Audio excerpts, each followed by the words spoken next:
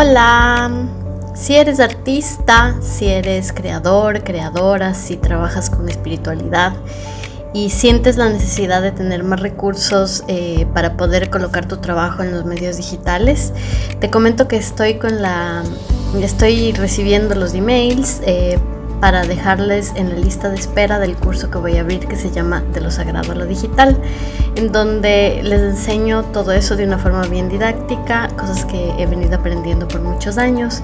Entonces cualquier cosa es solo mirar el código QR que está aquí a mi lado, y ahí ya te puedes dejar tu nombre y tu email, y ahí te llegarán las informaciones de primera mano, además de que las personas que estén en las listas van a tener un descuento especial. Gracias y disfruta de la entrevista. Y en algún momento, cuando yo me fui a vivir en la selva, durante 8 meses, vivía cada 15 días adentro del Yasuní, daba clases de yoga, entonces estaba en mi nirvana prácticamente, o sea, conectada con el nirvana de la naturaleza, practicaba yoga al lado de una laguna, empecé a tener esta relación súper directa con la naturaleza, con los pájaros, sabía a qué hora los pájaros estaban afuera, qué monos hacían tal ruido, qué significaba tal cosa. Entonces me llegué a integrar tanto con esta experiencia de la naturaleza que fue ahí que yo empecé a hacer las obras de arte sobre extractivismo y sobre crítica al extractivismo y sobre el Yasuní. Entonces, la mayoría de mi tesis habla al final sobre eso, sobre toda esta relación entre la selva, el arte, cómo para un artista poder crear una obra de arte sobre la selva es ir y estar en el territorio, caminar el territorio, vivir en el territorio, porque hay una especie de ósmosis o simbiosis que se genera entre la naturaleza y el artista, que hace que tú puedas realmente canalizar qué es lo que la naturaleza te está diciendo. Entonces yo creo mucho en eso. Yo creo que muchas de las obras de arte ecológicas o ecofeministas que he visto, al menos en los últimos años, incluida la tuya, también que pudimos transmitir el año pasado en Resilient Roots, em, son obras que te comunican esa información que la naturaleza te está pidiendo que la canalices y que le entregues, ¿no? O sea, en tu caso, esta relación con la roca, en otros casos, esta relación con los árboles gigantes de la Amazonía o los campos de Oaxaca, donde hizo una de las artistas también una obra. Entonces, todas estas cosas en algún momento te ponen a preguntarte nuevas cosas respecto a la naturaleza, ¿no? Cómo en la contemporaneidad ya no estamos hablando de arte solamente como un objeto, y la naturaleza no es un objeto, sino que es un cuerpo. Y ese cuerpo te transmite información, y a través de ti, en tu relación de este cuerpo con el cuerpo natural, que tú llegas a generar esta propuesta artística, estética, sensible, que es la pieza artística al final. Y eso me parece tan potente lo que me dices también en relación a justamente la temática de las entrevistas que es arte y espiritualidad. Eh, que he tenido la oportunidad también de entrevistar a personas que son de comunidades indígenas en Ecuador, Ujú. y también un poco por mi vivencia aquí en Brasil, al ver un poco la raíz del arte afro-brasileño. Veo cómo muchas de estas manifestaciones culturales obviamente tienen todo mucho más integrado. Sí, Entonces, es una cosa que a veces en nuestro pensamiento occidental creo que tendemos a creer que solo Oriente lo vive así, como el yoga y los chinos, pero en realidad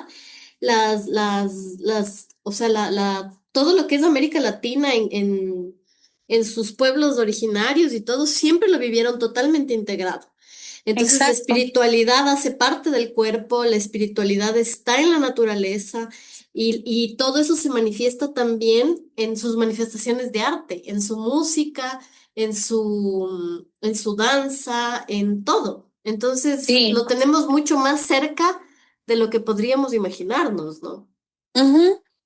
Sí, eso es increíble, eh, como muchas veces, y bueno, muchas veces eso fue lo que fue devastado y lo que fue borrado de la historia del arte, ¿no? Muchas de las expresiones de las comunidades indígenas de Sudamérica, de Mesoamérica, incluso de acá, de Estados Unidos también, y mucho más aquí en Estados Unidos, se borró totalmente, se exterminó toda la herencia, no solo artística, sino social de los pueblos indígenas, que pasó mucho Ujú, en Chile también, que pasó en Argentina.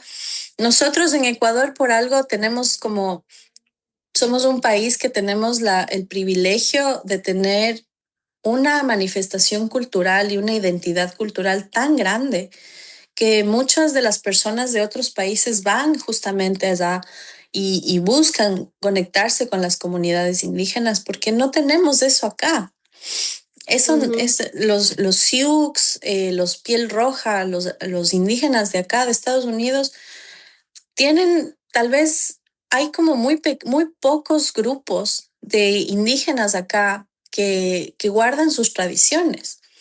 No como en Ecuador, que en Ecuador en cada provincia tienes los grupos indígenas que tienen su propia tradición, o sea, es un país pluricultural. ujú, ujú. Entonces, entonces sí, o sea, esta integración que tú dices es súper loca porque es algo que mucha gente no tiene conciencia. Justo tuvimos en la maestría de la Andina, tuvimos una clase que se llamaba creo que se llamaba Arte y Comunidad, o sea, algo en comunidad, comunicación, comunidad, algo así, que era con un profesor que es indígena, originario de los Otavalos. Y, y claro, nosotros revisábamos en esta clase textos y imágenes sobre artistas indígenas que de alguna forma ciertos, por ejemplo, Huamampoma. Huamampoma es uno de los artistas que sobrevivió a la exterminación de la conquista española. Entonces, si tú te pones a buscar y encuentras Huamampoma, hay muchos de los dibujos de Huamampoma están en varias de de los archivos históricos de la ciudad de Quito, por ejemplo. Es el que cuenta es un historiador, ¿no? En dibujo, ¿no? Sí, sí, sí. Ujú, ujú, Sí, entonces él, por ejemplo, es un artista que yo, por ejemplo, no conocía y que con la maestría pude conocer más. Y, y a la final te das cuenta que toda la cultura occidental nos ha llevado a desligarnos totalmente de estas como percepciones extrasensoriales o a satanizar estas expresiones extrasensoriales, o la conexión con la naturaleza. Es algo que a la final eh, nos ha llevado a una especie de esquizofrenia social, ujú. ¿no es cierto? Y claro, mucha gente cuando se ponen a hablar de estas cosas, como tú dices, son un tabú o son cosas que no son bien entendidas o que son señaladas como locura o como tal persona tiene algún trastorno, etcétera. O sea, lo puedes llamar así en la medicina, pero en la parte transpersonal son personas que tienen sensibilidades mucho más abiertas Ujú, y ujú. muchos son artistas. Sí. Y de hecho, como comentabas tú antes, también el arte es una manera de regulación también, justamente de esos fenómenos, ¿no? Ujú, Y conecto mucho igual eso con lo que dices tú, porque yo también he sufrido de episodios de pánico ujú, y me pasa una cosa que yo lo hablo abiertamente también, no me gusta, digamos, o sea, siento que hay que hablar de estas cosas sin sentirse mal ni nada, pero tengo a veces episodios de despersonalización, que es una forma también como mm, de disociación.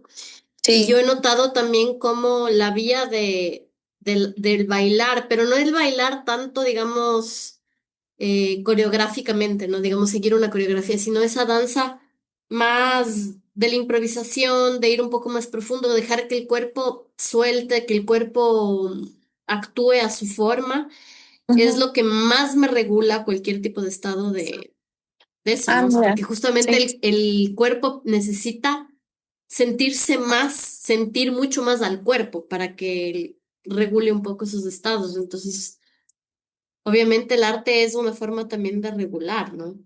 Sí, sí, sí, la danza es muy poderosa en ese sentido, para poder como aterrizar. A mí me pasa también, yo Total. también tengo episodios de despersonalización y bueno, mi psiquiatra ya me diagnosticó. Entonces mi psiquiatra ya me dijo, bueno, sí, sabes que tú tienes trastorno borderline y esto es como una personalidad límite y te pasa esto y te pasa esto otro y te pasa esto otro. Y claro, cuando él describía todos los síntomas, yo decía, eso me ha pasado toda la vida. Es increíble. Entonces, el rato que yo tomé conciencia de eso fue también una forma de darme cuenta de que la espiritualidad estuvo ahí para poderme autorregular. Y Ahora el me arte toca, también.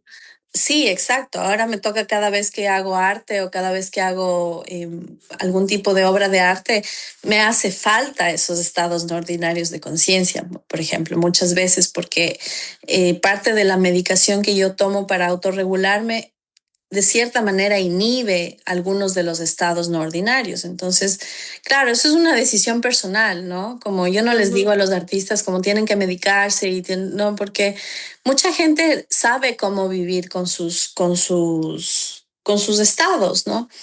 Yo en mi caso a mí se me pasó de la mano, o sea, para mí ya fue así como, y más que nada estando lejos de mi patria, o sea, estando aquí tan aislada muchas veces de mucha gente, se volvió mucho más difícil de manejar.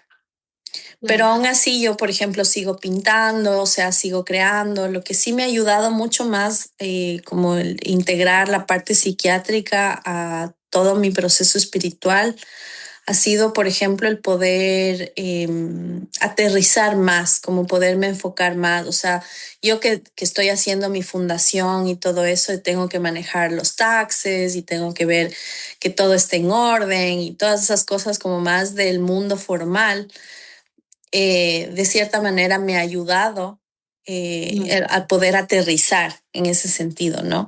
Y eso también yo agradezco mucho porque yo aquí, o sea, yo desde que llegué, y eso también quería contarte, ¿no? Porque también esta migración que yo tuve y que mucha gente me pregunta, ¿y por qué te fuiste, no? ¿Qué pasó? Así de la noche a la mañana te fuiste y no volviste. Entonces, yo estaba como en algún punto, también porque conocí a mi esposo, entonces también por eso me quedé más tiempo y me terminé casando y todo. Pero yo cuando vine acá, y eso fue un giro inesperado, o sea, yo había planificado 2 meses para estar aquí porque fui invitada a una residencia de la Trienal Latinoamericana de Arte en Nueva York. Entonces, como fui invitada a esto, yo dije, bueno, voy a estar acá, voy a estar 2 meses, planifiqué el budget para eso y todo. Y después de eso yo me iba a ir a Colombia, a hacer un proyecto en Colombia, a otra invitación que tenía. Entonces yo tenía planificado todo, ¿no? Y estaba terminando mi tesis de la maestría y todo eso, entonces estaba todo planificado. Oh, sorpresa, la primera semana que estoy aquí eh, y la primera cita que tuve con mi esposo, esa misma tarde veo en mi teléfono, Jan Pacheco desaparecido. Mi amigo Jan Pacheco es un profesor de yoga que estuvo durante muchos años dando clases de yoga en Quito y era uno de mis mejores amigos. Me acuerdo de él, yo no le conozco, pero seguí esa noticia. Sí, sí, sí. Entonces fue muy fuerte porque yo el día antes de viajar, yo conversé con él para juntarnos a almorzar antes de que yo haga mi viaje y él estaba yéndose a la selva también. Entonces quedamos en que nos íbamos a encontrar, a la final no logramos encontrarnos. Y yo ya viajé, o sea, yo ya vine para acá, dije, bueno, en 2 meses regreso, en 2 meses nos volvemos a ver con mis amigos y con el Jan también y todo. Y claro, la primera semana que pasó eso, le notifican desaparecido y yo, o sea, entré en un estado totalmente de colapso. O sea, Mm, ahí fue que tuve como un mental breakdown que ujú, para mí ujú, fue como, ¿qué está pasando? O sea, no entiendo qué está pasando. Estoy aquí viviendo un momento tan increíble, mi primera vez en Nueva York, mi primera residencia artística. O sea, para mí era así como estoy emergiendo como artista, ujú, posicionándome en esta ciudad y todo eso. Y al mismo tiempo, mi mejor amigo está desaparecido y no sé nada de él y no sé qué va a pasar. Entonces, claro, nosotros con el Jan hacíamos clases de yoga, incluso el Igor hacía clases con nosotros, hicimos algunos eventos juntos y todo. Y fue tenaz, o sea, yo me descompensé totalmente, tuve como un mental breakdown así súper fuerte, tuve que ir al hospital, estuve 4 días internada en el hospital porque no sabía qué pasaba. Eh, ujú, y claro, después me enteré que había fallecido, que le habían encontrado fallecido en el río, en la orilla del río, en el Amazonas, en la Amazonía. Creo ujú, que en el río Puyo, me parece que fue. Entonces, imagínate, para mí, la muerte de Jan fue un antes y un después. O sea, ujú, yo a partir del fallecimiento del Jan, tuve fue una de las razones por las que yo conecté con mi esposo, que eso fue ujú, increíble, porque claro, yo estaba aquí en la ciudad sola, o sea, le había conocido a él la primera semana, estábamos en la primera cita, pasó esto, casi me muero, o sea, me dio el mental breakdown, me tocó ir al hospital, no tenía nadie más a quien llamar, entonces él era la única persona que estaba ahí, entonces me puedes dar trayendo esto del Airbnb, ayúdame con esto, siempre llamándole, ¿no? Yo desde adentro del hospital, ¿no? Y, y fue en realidad yo por eso, gracias hermanito, así te agradezco tanto, o sea, le agradezco tanto al Jan porque el hecho de que el Jan se fue en esa semana hizo que yo me conecte con mi esposo y que mi esposo me demuestre que es la persona correcta para casarme con él. wow, wow. Porque quién así en otra ciudad, de pronto un desconocido, de pronto sales un día y de pronto pasa esto y Te apoya a llevándome y ese trayendo, nivel. y me apoyó a ese nivel, exactamente. Entonces,